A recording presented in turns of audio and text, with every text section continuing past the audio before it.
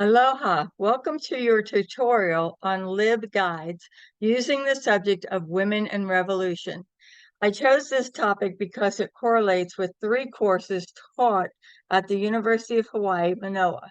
I am basing my research on the syllabus from Women's Studies 492, which focuses on women and revolution in China, Vietnam, and the Philippines.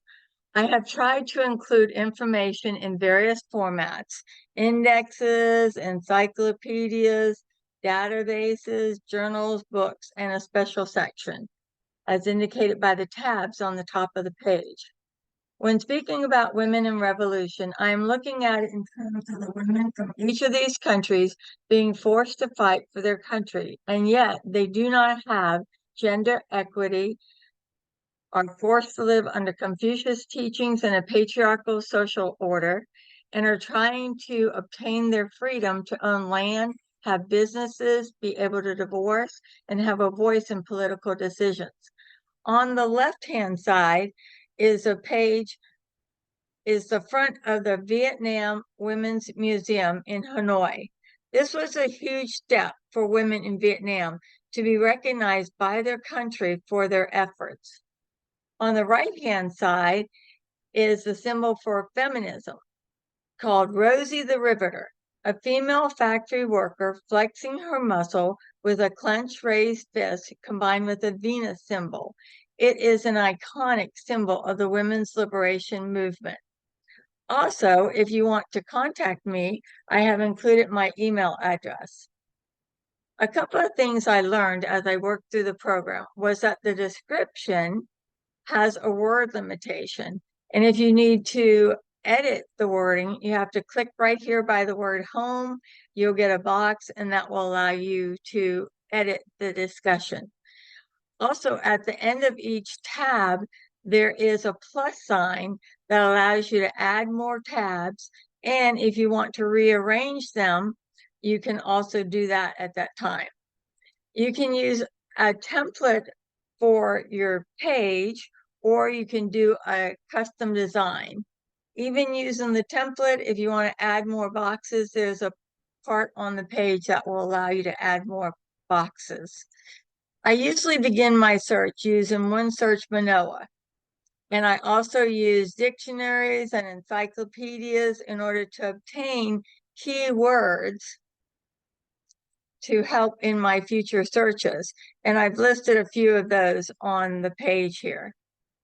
As you can see, I also suggest that you can use famous battles or legislation or specific women's armies names to gather more information on your searches.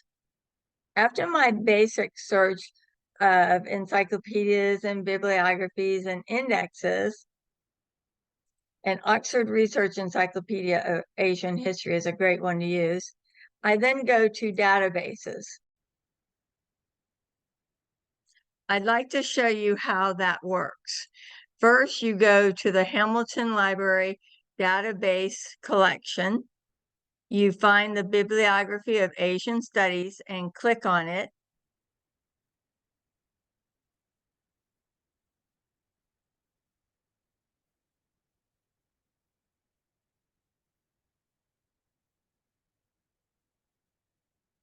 And then you'll find your keywords box. And in that box, you'll want to put in a keyword like Long March, China. And once you get some results, you can see here on the side, academic journals is 92 available, books are 71 available.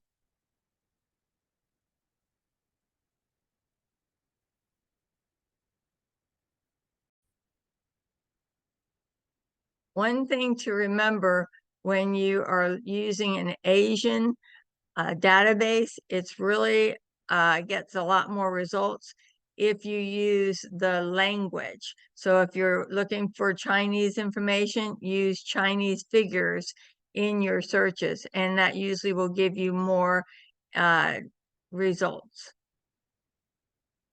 Now, after the databases, I go to journals. And you can see there's quite a few journals available, and there's some additional databases that you can use.